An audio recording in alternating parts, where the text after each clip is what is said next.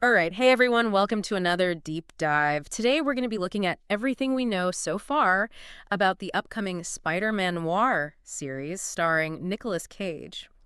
And let me tell you, just glancing through all these articles, there's a lot to unpack. This 1930s set Spider-Man series is shaping up to be something really, really unique. Yeah, no kidding. I mean, you've got this live-action adaptation of Spider-Man Noir, who's got a very striking visual style from the comics and those Into the Spider-Verse movies. And then you add in Nicolas Cage, Yeah. an actor who's always making these, interesting choices. And it's like, where are they going with this? It Yeah. makes you curious. Yeah, it makes you wonder what they're going to do. And just the fact that they're going for a live-action Spider-Man noir, I mean, that's exciting enough on its own. Oh, absolutely. It shows you that studios are ready to take some risks. They're really branching out and exploring all these different corners of these, like, superhero universes, especially when it comes to the visual style of it all. Yeah, and speaking of visuals, did you get a chance to see those set photos that leaked? Oh, yeah. They're a little grainy. Super grainy. But even from those, you can tell that the costume is spot on. Oh, yeah. It's like they ripped it right out of the comic books. Like, it shows you that they really care about staying true to the source material, You can totally see that classic fedora, the trench coat, even the goggles. They nailed it. I can't wait to see how they make that look, especially with all the rumors going around about, them using that black and white cinematography. Oh, yeah. I mean, can you imagine the black and white, all those shadowy figures, and maybe even some stylized action, like what we saw in Sin City? All that stuff just creates a whole different visual language, and it really fits those classic noir themes. Yeah, it would really add to that mood for sure. Yeah. And it's not just the visuals, right? You have the 1930s setting, the Great Depression, organized crime running rampant, and it all feeds into that classic noir atmosphere. Totally. Yeah. It's like the perfect backdrop for a Spider-Man story, Yeah. especially one that wants to explore those, the darker side of being a hero. Right. This isn't just your friendly neighborhood Spider-Man swinging through New York. It's, well, how does Spider-Man handle himself in a world where things aren't always so clear-cut? That Yeah. line between good and evil can get blurry. Right, exactly. And it makes you wonder how they're going to handle all that, especially since it seems like we're not going to be seeing Peter Parker in this, are we? Yeah, there's been a lot of talk that Nicolas Cage might be playing Ben Reilly instead. Oh, right. And I think that could really set this apart from those other Spider-Man movies and shows we've seen. Now, to be honest, I'm not that familiar with Ben Reilly. I'm sure some of our listeners are in the same boat. Sure. Could you give us, just a quick rundown of who he is? Yeah. So Ben Reilly is actually a clone of Peter Parker from the comics. And, he was actually Spider-Man for a while, believe it or not. Really? Oh, yeah.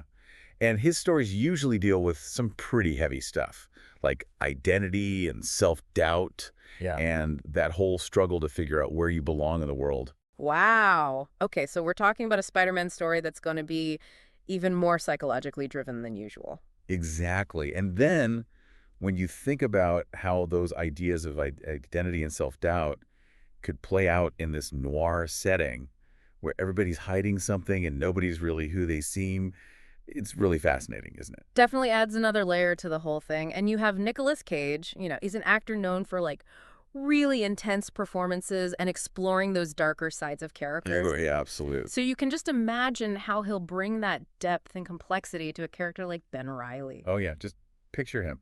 Nicolas Cage in some dimly lit alleyway, wrestling with his own demons while facing down like some corrupt politician or a mob boss. I mean, come on, that's a recipe for some seriously compelling stuff. Oh, for sure. And we can't forget Lamorne Morris. He's playing Robbie Robertson in this, and he's been saying some pretty intriguing things about the series. He even said it's going to be an experience unlike anything anyone's ever seen on television. Whoa. So, it's like, what are they cooking up over there? That's a bold statement.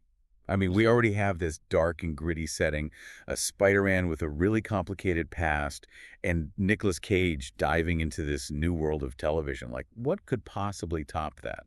It almost feels like they're trying to push the boundaries of what we expect from a superhero series. Yeah, it's not just about being different. They're taking all these unconventional choices, the casting, the setting, even changing things up from the comics. And it feels like they're trying to tell a story with real depth and meaning. It feels like they're tapping into something bigger, something that's really relevant right now. Everyone's so fascinated with darker, more psychological stories, and they love seeing how these classic characters can be reimagined in new ways. Spider-Man Noir seems to be right at the forefront of all that. I think you're right. It's almost like audiences are craving something more than just the typical superhero formula. They want to see these characters grapple with real issues and emotions, something that really makes them think. And that's where noir really shines. It's not afraid to get into those dark corners and explore those moral gray areas, you know? It, Sure. it shows the darker sides of human nature. Exactly. And that's what makes this whole Spider-Man Noir project so exciting. It could be a really fun superhero adventure, but it could also be this thought-provoking look at identity, justice, and the choices we make in a world where, right and wrong aren't always so clear-cut. I'm already hooked. And I feel like we've barely scratched the surface There's today. so much more to uncover. Oh, definitely. But before we go too far, let's really dig into that comment from Lamorne Morris. I mean, what does he mean by an experience unlike anything anyone's ever seen on television? What could that even look like? Yeah, that's the big question, isn't it? Let's try to unravel that mystery. Let's dive in. So we've got this statement from Lamorne Morris about how Spider-Man Noir is going to be like nothing we've ever seen on TV before. Yeah, it's a pretty big claim, especially considering everything we've talked about already. Mm-hmm. The setting, the casting, all of that. It makes you wonder, like, what could they possibly do to take it to that next level? Right. It's like, where do you even go from there? Yeah. I think maybe we should think about who's saying this. Okay. Lamorne Morris, he's mainly known for his comedy roles, right? That's true. So it's kind of interesting that he would say this about a show that, at least from what we've seen, seems pretty dark. Oh, that's a good point. You're right. So maybe that tells us something about the tone of the show. Maybe, yeah. Like, maybe it's not going to be this super serious, straight-faced noir. What if they're going for, like, a dark humor kind of vibe Yeah. mixed with the action? Maybe something that plays with those noir tropes a bit? Oh, like a Spider-Man who cracks wise while he's taking down a mobster? Yeah, that'd be pretty cool and different. Right. It would be a new take on it. Do you think they might be pulling inspiration from, like, those older noir films that had some humor in them? Oh, absolutely. There were a bunch of those, like The Big Sleep, His Girl Friday. Mm-hmm. Those come to mind right away. Yeah. They had this sharp, witty dialogue that cut through the darkness, but they never lost that sense of danger. Yeah. Okay, so maybe that's how they'll balance it out. Keep the high stakes, but still have those moments of humor. Maybe that would make the show appeal to a wider audience too, right? I think so, for sure. It would make it more entertaining and fun, even with all the serious stuff going on. But even if they do add some humor, Morris still said it would be unlike anything we've seen on TV before. That makes it sound like it's going to be way more than just a typical noir story, right? Yeah. What if they're, like, messing with the way we watch TV? What do you mean?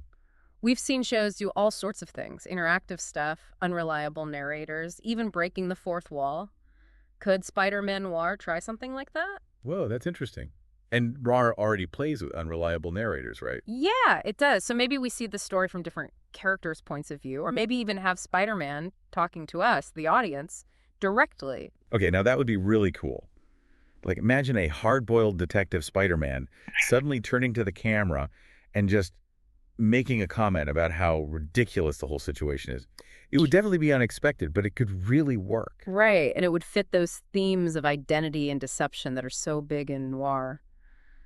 Plus, we have Nicolas Cage. I mean, who knows what he'll come up with. Oh yeah, he's not afraid to try anything. He could really make those meta elements something special. Just thinking about all the possibilities gives me chills. It's like they're taking everything we know about noir, the look, the characters, how the story's told, and then they're flipping it all around to tell this brand new Spider-Man story. Totally. And don't forget about the historical context. Right. I mean, the 1930s were a crazy time. It was all social and political upheaval, which created this perfect breeding ground for like all that cynicism and disillusionment that you see in noir. Yeah, so it's not just a backdrop for the story. It's a key part of it. What if this Spider-Man is dealing with more than just criminals? What if he's facing those bigger forces, too? Poverty, corruption, all of that. Oh, for sure. Hey. It's like we could see a side of Spider-Man that we've never seen before, a Spider-Man who has to confront those huge systemic injustices. Yeah, and it reminds me of those classic noir films that really tackled those big social issues. The Maltese Falcon, Double Indemnity, those are great examples. They use those noir conventions to show the ugly side of society. Right, exactly. And that's what made them more than just entertainment. They were making a statement. So maybe Spider-Man Noir will do the same thing. It can be this fun, action-packed superhero show, but it can also make us think about these big, important issues that were happening back then and that are still relevant today. It's like they're taking that whole idea of with great power comes great responsibility and putting it into this world where right and wrong are all mixed up and where just being a good guy isn't enough. Yeah. It makes us think about what it really means to be a hero in a world like that. And with Nicolas Cage playing Spider-Man, who's known for those intense, unpredictable performances, I think it's going to be wild. Oh, yeah, absolutely. He's the kind of actor who really dives into the darkness of his characters.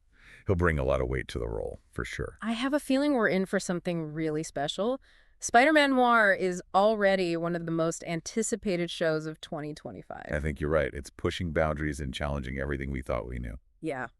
Okay, but before we get too carried away with all this, I think we need to talk about something that we've been kind of dancing around this whole time. That decision to not have Peter Parker as Spider-Man Noir and to go with Ben Reilly instead. Oh, yeah, that's a big one. It's definitely got people talking. It has. So let's dive into that next. All right, so we're back. And for this last part of our deep dive into Spider-Man Noir, I think we got to talk about the big thing that's been hanging over our heads. Ben Reilly taking on the mantle of Spider-Man Noir, not Peter Parker. Yeah, a lot of fans are pretty divided on that one, aren't they? Some people think it's like going against the whole point of the character, Right. and others are like excited to see where they take it. Yeah, it's a bold move for sure. It makes you think like, why did they even go this route? Is it just to make this show different from all the other Spider-Man stuff we've seen? I think it's got to be more than that. Yeah. I mean, it is a good way to keep things fresh, right? We've seen Peter Parker's story a million times already. Oh, yeah. So this lets them show us a whole different side of Spider-Man. But I think there's more to it. What do you mean? Well, think about Ben Reilly himself. Okay. He's a clone of Peter, right? Hmm. He's always trying to figure out who he is, what his purpose is. Oh, right. And that fits so well with noir. Like those classic noir characters are always lost, haunted by their past, you know? They're always questioning things. Exactly. Yeah. And when you put that into the setting of the Great Depression, with all that chaos and uncertainty, Oh, yeah. it makes those themes even stronger. Wow, so it's like this Spider-Man is fighting crime, but he's also fighting this internal battle, trying to figure himself out in a world that's falling apart. Exactly. It adds a whole other dimension to the character. It's like a more grown-up, complex Spider-Man than what we usually see. Yeah, for sure. And, you know, it's really relevant to what's going on in the world right now, too. What do you mean? Well, people are questioning everything these days. Their identity, their place in society, even what's true and what's not. Oh, yeah, that's true. So this Spider-Man, he's dealing with those same things. It's like they're taking that classic Spider-Man story and giving it this modern twist. Exactly. It feels familiar, but also new and different. So it's not just a copy of the comics, it's something totally new. Right. It's got that classic noir feel, but it's also got the history of the 1930s. And Yeah. all those modern worries mixed in. It's like they're saying, we love Spider-Man, but we're going to do something different with him. Yeah.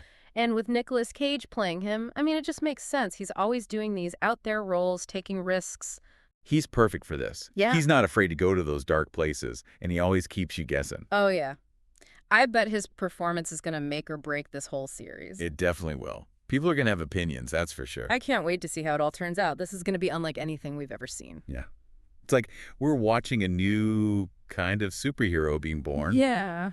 A Spider-Man who's tired of the world, full of flaws, and trying to figure out what's right in a world that isn't so black and white. Man, I'm so excited for this show. Me too.